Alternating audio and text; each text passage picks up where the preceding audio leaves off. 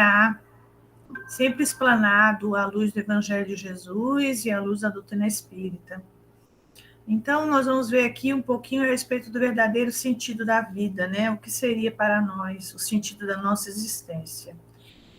E nós vamos ver que nas nossas lutas, nos nossos desafios cotidianos que todos temos, né? Muitas vezes nós nos pegamos desanimados, cansados, exauridos, e algumas vezes até com vontade de desistir de algumas lutas, de algumas dificuldades, contornar de uma outra forma mais fácil. E nos perguntamos às vezes o porquê dessas dificuldades, né, e como contorná-las. Mas seguimos em frente. E seguimos em frente por quê? Seguimos em frente porque, no fundo, nós sabemos que tudo que nós vivemos, tudo que nós vivenciamos, as dificuldades pelas quais passamos, tem um propósito maior.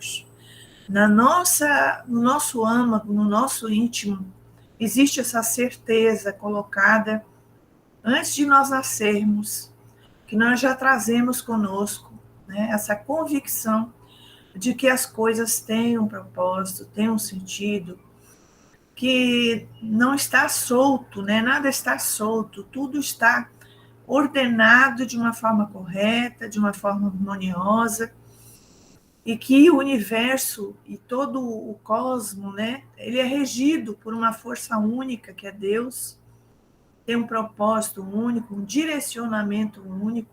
Então, isso faz com que nós tenhamos esse alento, que nós consigamos superar os obstáculos, sabendo que se no momento nós não temos condição de compreender, de entender as dificuldades, os desafios, mas que mais tarde esses mesmos desafios serão compreendidos e que resultarão num aprendizado e num crescimento maior para nós. Então, nós aprendemos que a descoberta do significado da vida, ela é de relevante magnitude, porque ela nos dá sentido à luta e aos desafios que surgem com frequência na nossa vida. Então, se nós temos esse sentido, esse propósito de vida, nós não vamos desanimar, mesmo que as situações sejam graves para nós, né? Agora, se nós estivermos envolvidos sem esse sentido de transcendência, né, sem essa crença num poder superior, seja ela embasada em qual religião, ou mesmo que não tenhamos uma religião específica, mas uma religiosidade, né, que é o que nos liga a esse uno, a essa grande totalidade que é a nossa vida e que é a vida de todos nós, e a vida de todos os seres que habitam, né, o cosmos, nós vamos perder esse significado. Se estivermos imbuídos de uma outra filosofia, de uma filosofia materialista, de uma filosofia de posse, né, que hoje nós vemos a nossa sociedade envolvida nessa filosofia do ter e não do ser, nós vamos então pensar muitas vezes que esse sentido existencial é o ter, são as conquistas materiais, e aí isso não vai nos alimentar de forma nenhuma, né? Porque, na verdade, nós não temos nada. Se nós formos avaliar o mundo concreto, o mundo no qual nós vivemos, que é um mundo material, né, o mundo da matéria, um mundo no qual o nosso corpo vive, não é nosso, não pode ser nosso. Nem o corpo é nosso, porque não é permanentemente nosso, nós o temos por algum tempo, né?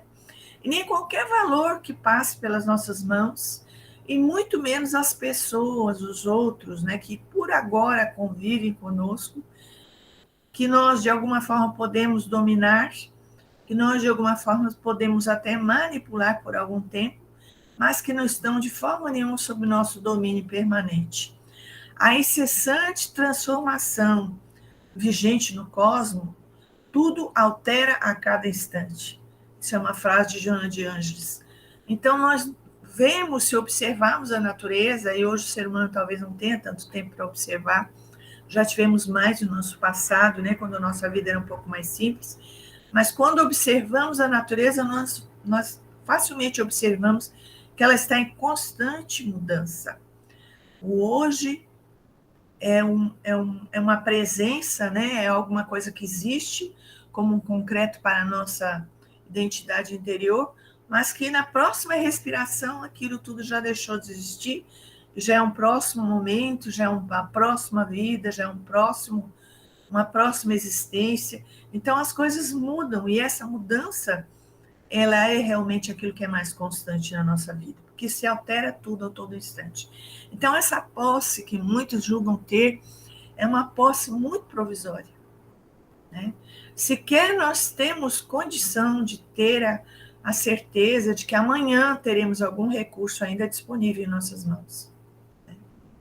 Tem uma passagem do Evangelho que eu me lembro agora, que Jesus fala para alguém que está lá dizendo que feliz, que teve uma colheita grande, então vai poder guardar mais no celeiro e vai poder ter mais no futuro.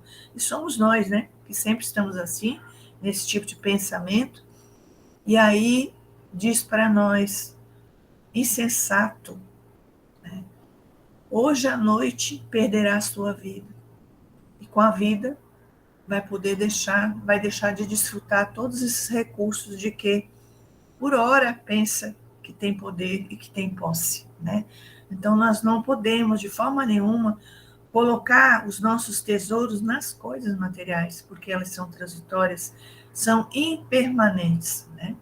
Então todo aquele que busca a posse, o ter, o reter, ele permanece vazio de sentimentos, porque ali o seu coração, se estiver, não vai poder de forma nenhuma se completar, né? Nas coisas que são transitórias. Então, e nem sempre, mesmo que a gente gostaria que assim fosse, ou acreditasse que assim fosse, a posse das coisas materiais, nem sempre, mesmo que ela seja de grandes fortunas, né, de um corpo muito saudável, de muita juventude, de muita saúde, de qualquer recurso material, nem sempre isso é garantia de felicidade.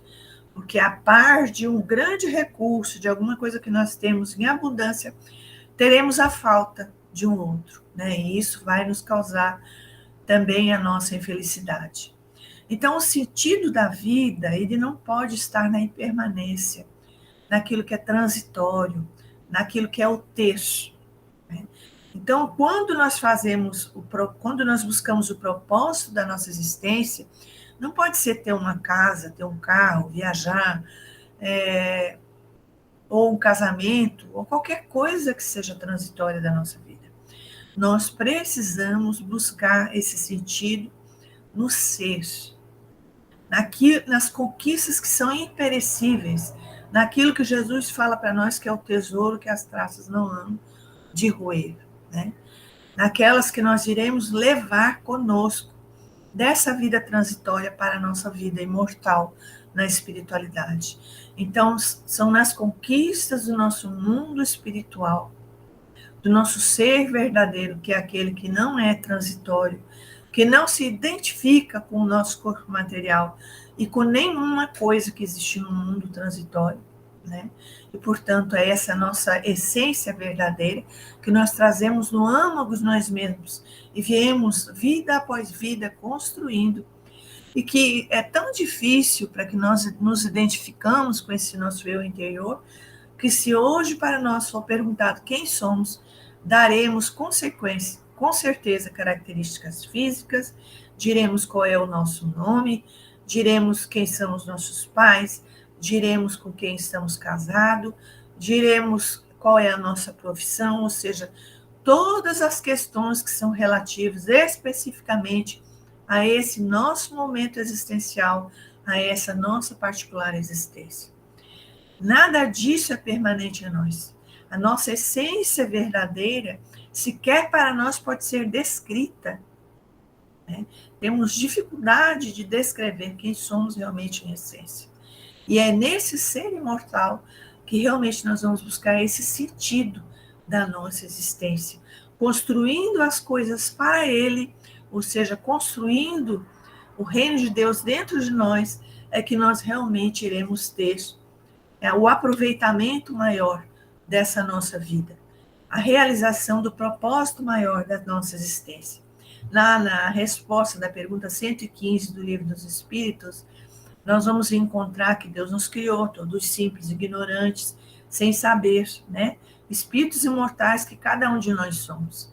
Mas a cada um de nós, individualmente, porque nós somos individualidade, nós não somos iguais na nossa essência.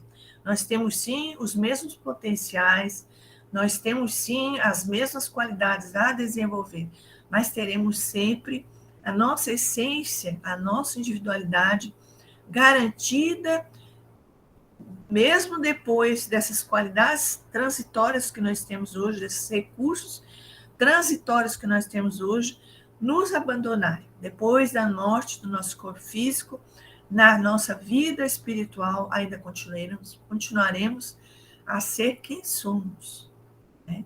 A ter mantida a nossa essência. Nós não nos misturaremos com uma essência maior e deixaremos nossa individualidade para trás. Continuaremos a ser quem somos. Mas nessa essência interior, naquilo que nós realmente temos dentro de nós. Então, diz para nós também a resposta dessa mesma pergunta, que a cada um de nós Deus deu determinada missão, coerente com a nossa essência e coerente com o nosso estado evolutivo, com quem nós somos no dia de hoje, né? Nada além, nada tão difícil que nós não tenhamos condições de realizar. São coisas que são exequíveis, que nós temos condições, com o nosso tamanho, né? Com nossa evolução, com os nossos conhecimentos, com a moralidade que nós conquistamos nas nossas muitas vidas até hoje, nós temos sim condições de realizar. É a nossa pequena missão, é a nossa pequena tarefa, é aquilo que nós viemos fazer, ou aquelas coisas que muitas vezes não são uma só, que nós viemos realizar nessa presente existência, né? Então, ele deu essa pequena missão para nós, né, que hoje é pequena, mas que será grandiosa no nosso futuro, com o fim de nos esclarecer e com o fim de nos fazer chegar progressivamente à perfeição. Eu aqui friso esse termo progressivamente, porque de forma nenhuma Deus espera que nós sejamos hoje perfeitos, ou amanhã perfeitos, né? E que tenhamos assim um insight, que tenhamos de repente uma luz, e que aí tudo se encaixa dentro de nós, e aí a perfeição se estabelece. Não é assim que acontece, nós vamos construindo esse nosso futuro de perfeição e de felicidade, passo a passo. Mas é preciso que nós demos esses passos. É preciso que o nosso esforço seja numa determinada direção. Então, é importante que nós saibamos hoje onde estamos e nós tenhamos, então, uma ideia de onde gostaríamos de chegar. Uma ideia que é geral, que é essa da perfeição, né, e da felicidade, que será o fim de todos nós, mas que também busquemos uma ideia identificada com a nossa essência, com a nossa missão, com o propósito que Deus tem para nós como individualidade, né? Então, esse específico, esse individualizado do nosso propósito, né? Então, nós devemos buscar isso. Então, é pelo conhecimento da verdade que nós vamos buscar essa perfeição que Deus fala para nós, assim diz essa mesma resposta. E é através desse conhecimento da verdade, nós vamos então nos aproximando de Deus cada vez mais. Porque Deus é a perfeição maior. É o uno, é o indivisível, é a verdade numa totalidade, é a bondade, é o suprassumo e a perfeição de todas as qualidades que nós trazemos em germe em nós e que iremos desenvolver no nosso grau de perfeição relativa. Jamais seremos Deus, mas teremos sim a condição de ser perfeitos no nível de criaturas, né? De seres criados por Deus, de filhos de Deus, como Jesus fala para nós, né? Chama Deus de nosso Pai, né? Chama a todos nós de seus filhos. Então, nessa perfeição relativa, é que nós vamos encontrar a nossa pura e eterna felicidade. Assim responde para nós os Espíritos nessa pergunta. Então, diz para nós Joana de Ângeles, no livro Vidas Vazias, que é o último livro que ela escreveu, no capítulo 30, que essa felicidade depende da nossa perfeição moral. Enquanto viger distonia em relação às leis soberanas, haverá tormento e aflição. Então, enquanto nós estivermos em discordância, em distonia, ou seja, não estivermos em sintonia com as leis maiores que regem o universo, criadas por Deus, né? Nós teremos dentro de nós tormento e aflição, né? Dificuldades, porque não estaremos em coerência com aquilo que se espera de nós.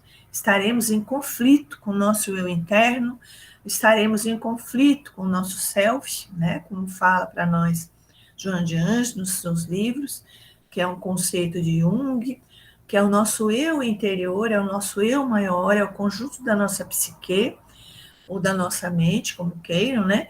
E que traz para nós esses germes dessa perfeição que nós iremos desenvolver em nossas muitas vidas. Então, essas leis soberanas que estão escritas, como fala o Livro dos Espíritos para nós, na nossa consciência, é que nós precisamos atentar, né, para elas e, passo a passo, irmos nos colocando em harmonia com as suas leis, para sermos, então, pessoas mais perfeitas e mais felizes.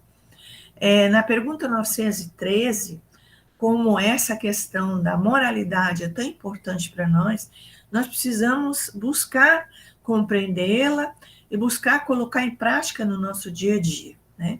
E a gente fica pensando de que forma nós vamos, então, nos harmonizar com essas questões, né, das leis morais, com essas questões mais profundas do nosso eu, da nossa missão maior, né, dessa identificação que nós devemos buscar com aquilo que nós realmente somos, né? Então, a pergunta 913 do Livro dos Espíritos, Kardec, já preocupado com isso, né, com essas questões morais ainda tão imperfeitas que nós trazemos em nós, pergunta para os espíritos, dentre os vícios, porque nós os temos muitos, né? Qual ou que se pode considerar o mais radical? Né? Aquele que é o mais difícil, aquele que é o mais importante, talvez, de nós combatermos. E a resposta dos espíritos é muito clara para nós. Eles dizem assim: temo-lo dito muitas vezes. O egoísmo. Daí deriva todo o mal. Não é uma parte do mal, né? É todo o mal.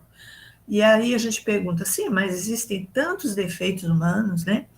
Existe a vaidade, existe a maldade, existem tantos defeitos humanos, por que esse foco no egoísmo? É porque, na verdade, como diz aí, deriva todo o mal.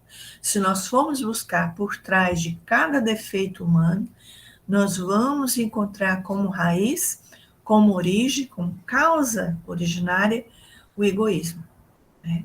Então, é preciso que nós entendamos o egoísmo, que nós pesquisemos o egoísmo, que nós compreendamos o egoísmo em conceito, para que sim, nós possamos, então, buscá-lo dentro de nós, nas nossas atitudes, nas nossas palavras, nos nossos sentimentos, né? E, então, fazer o que for possível para que ele seja extirpado, e aí sim, dando condição para que as qualidades que são opostas a ele possam se desenvolver em nós, né? E tem uma explicação maior na pergunta 917, então eu vou ler direto a resposta parcial, naquilo que realmente nos interessa. O egoísmo, ele assenta na importância da personalidade, né? Então, quando nós vamos falar a palavra egoísmo, nós vamos dividi-la e a gente vai ver que tem ego, né? Que é essa personalidade que nós temos, né? O ego, por si só, não é uma coisa ruim, né? Todos nós temos ego. A psicologia, assim, já entendeu, Freud já definiu, né, o ego, a existência do ego, e Jung e outros psicólogos também compreendem a existência do ego em nós, né? E o ego não é uma coisa negativa. Então vamos extirpar o ego em nós, acabar com esse ego para que então nós possamos desenvolver a nossa evolução, né? A nossa personalidade, nosso eu interno. Não é assim. O ego, pelo contrário, ele nos auxilia, ele permite que nós possamos interagir com o mundo exterior e com as pessoas que nos rodeiam. Ele é esse elemento da nossa psique que permite que nós tenhamos a condição de nos relacionar com o mundo exterior, né, e com as pessoas, criando para nós condições de fazermos esse intercâmbio, né? Então, tudo aquilo que nos liga o nosso eu interno ao mundo da forma, ao mundo exterior e ao mundo das outras mentes, né, dos outros seres, dos outros espíritos, é o ego que faz esse relacionamento, principalmente quando nós estamos encarnados, mas também no mundo espiritual por um bom tempo, né? Então, não é o ego o problema. O grande problema, como fala essa pergunta para nós, é essa importância da personalidade, ou seja, o egoísmo. É nós darmos a esse ego uma importância que ele não tem. Então, ele segue ali nessa mesma resposta, destruindo essa importância, ou pelo menos reduzindo as suas legítimas proporções. Ele necessariamente combate o egoísmo. Então, todo o foco da nossa atenção precisa ser em destruir o quê? O egoísmo, lutando contra esse ego? Não. Nós precisamos destruir essa importância que nós damos a esse ego. Colocá-lo, tirá-lo desse pedestal que alguns de nós o colocam, né? Uns mais, outros menos, nós não somos todos iguais, né? Alguns de nós não temos assim isso tão crítico como outras pessoas, mas de certa forma todos nós trazemos dentro de nós ainda o egoísmo, que é essa importância a mais que nós damos a nós em relação aos demais, em relação às outras pessoas, nos diferenciando dos demais e, portanto, dando para nós uma importância maior. E isso impede que as nossas qualidades saiam, desenvolvam, né? Vamos analisar, por exemplo, a bondade. Se eu coloco em mim uma importância maior, né, eu vou ter dificuldade de ser bom num sentido mais amplo. Por quê? Quando eu coloco os meus interesses em relação às demais pessoas, eu sempre acharei que os meus interesses são a prioridade, né? E se eu tenho pouco, esse pouco vai para mim, né? Não será distribuído para os demais, né?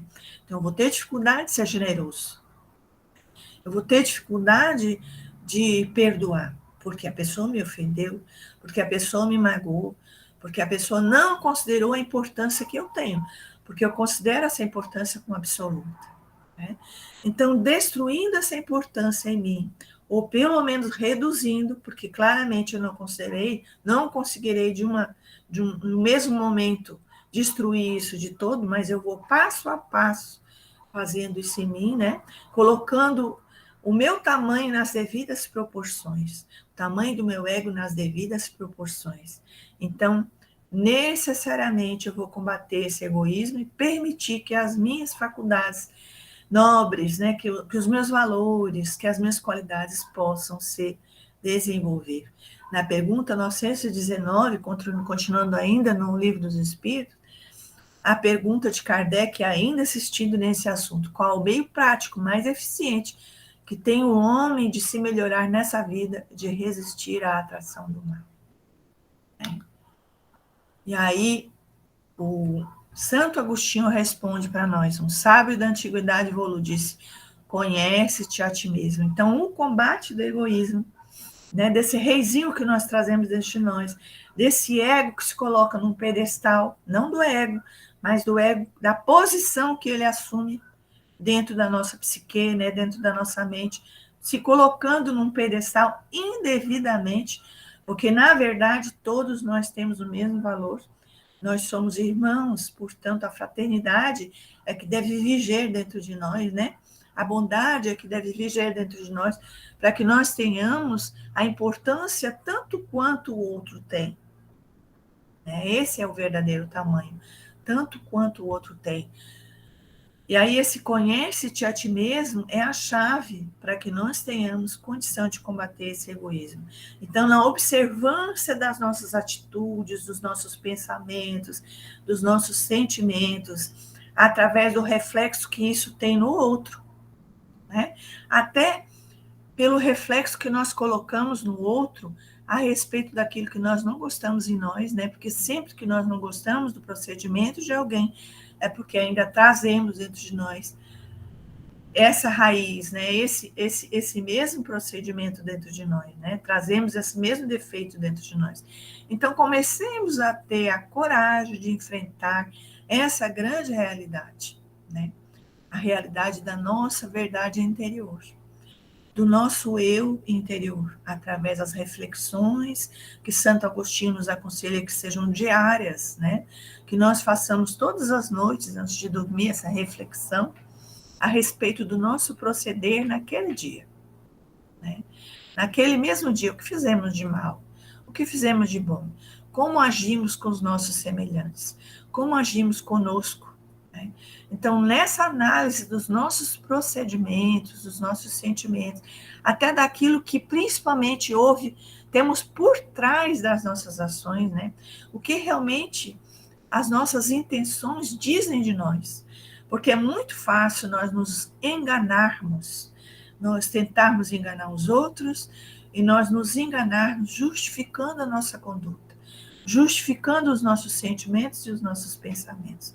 Mas se tivermos a coragem e a certeza de que fazendo isso, né, indo a este autoencontro, nós vamos ter o único caminho que nos leva a consertar esse desvio, né, que nós temos dentro de nós, que é esse colocar o ego em destaque além do que ele deve ter, enxergando essas dificuldades internas, nós vamos automaticamente corrigi-las, porque vamos, cada vez que fizermos a mesma coisa de novo, nós vamos encarar isso em nós e dizer para nós mesmos, Carolina, lá vai você cometer o mesmo erro, né? Lá vai você fazer a mesma coisa, que intenção você tem por trás, e você vai entender essa intenção. Uma vez entendendo a intenção e entendendo aquele comportamento, ele será automaticamente corrigido, né, dentro de nós. Por mais que a gente ache que isso é difícil, mas esse é o caminho, né? Jesus aconselha para nós lá em Mateus, concilia-te depressa com o teu adversário. E nós vamos entender cada vez mais que o adversário jamais estará fora. O adversário jamais será o outro. O adversário jamais será a dificuldade, será o problema. O adversário será sempre interno, será sempre aquilo dentro de nós que nós precisamos colocar em ordem, né? Reorganizar. E é sempre esse egoísmo interno, o nosso adversário. É sempre esse ego colocado num pedestal, o nosso adversário, né? Então, o ser humano, ele é o protótipo do nosso processo evolutivo na Terra até o momento. Então, nós temos, sim, valores, virtudes que a humanidade precisa desenvolver, né? E temos eles todos dentro de nós. Mas é nessa observância interna que nós vamos conseguir desenvolver esse potencial, né? Que ainda é potencial muitas vezes dentro de nós, e que precisa se estabelecer como verdade, como existência fora de nós, né? Então Jesus diz para nós, sois deuses, confirmando que já existia no Antigo Testamento, né? Lá em João ele diz e reafirma para nós, sois deuses, dizendo para nós que nós temos esse potencial todo, né? E diz em Lucas, o reino de Deus está dentro de nós. Então, é dentro de nós que nós vamos estabelecer aquilo que Jesus promete para nós, né? João de Anjos fala para nós, no livro Triunfo Pessoal, que a autoconsciência, que é isso que nós estamos falando aqui, tomarmos consciência de quem realmente somos, tanto na nossa parte positiva como naquela que ainda é negativa, vai se afirmando à medida que descobre o objetivo essencial da vida humana, que é a autoidentificação. Então, o nosso propósito, o nosso objetivo, ele está principalmente vinculado a esse autoencontro, a esse autodescobrimento, a esse desenvolvimento da nossa consciência de quem nós realmente somos, trazendo luz para essa nossa sombra interna, né? Passo a passo, dia a dia, descobrindo um pouco mais a respeito dessa nossa verdade interior, né? Conheceis a verdade e ela vos libertará. Quem fala isso para nós é Jesus, né? E ele fala, para amenizar um pouco essa grande dificuldade, que ele é o caminho, a verdade e a vida, e que ninguém pode ver ao Pai senão através dele, né? Então, nós somos aqueles cegos, né?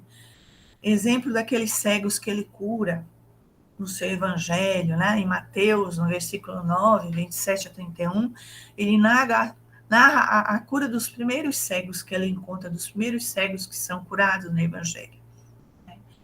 E esses cegos se dirigem a Jesus pedindo a cura. São dois. E aí Jesus, antes de curá-los, ele pergunta a eles: credes que eu posso fazer isso? Então Jesus está perguntando para nós, que embora nós achemos, nós tenhamos a ideia de que é tão difícil remover essas barreiras do egoísmo em nós, né? É tão difícil remover esse pequeno defeito de caráter que nós hoje encontramos em nós. Mas Jesus está perguntando e está se colocando à nossa disposição, através do exemplo, dos seus ensinamentos, né? Que nós temos como utilizar como esse modelo, como esse guia da humanidade. E aí ele pergunta para nós: crede que eu posso fazer isso? E assim como os dois cegos, nós precisamos responder a ele: sim, Senhor. Nós acreditamos. Nós acreditamos que nós temos condições, com o teu auxílio, a tua luz e a tua verdade, de remover esses obstáculos em nós, através da luz que nós colocarmos, iluminando-os, dissipando as sombras, enxergando esses detalhes do nosso egoísmo, essas manifestações do nosso egoísmo em nós, para que então isso possa ser sanado, passo a passo, dia a dia, construindo em nós essa felicidade, essa perfeição que Deus nos promete no nosso futuro radiante. Que todos possamos ficar em paz e que essas reflexões possam gerar outras, né, na nossa noite e no prosseguimento das nossas vidas. Que assim seja.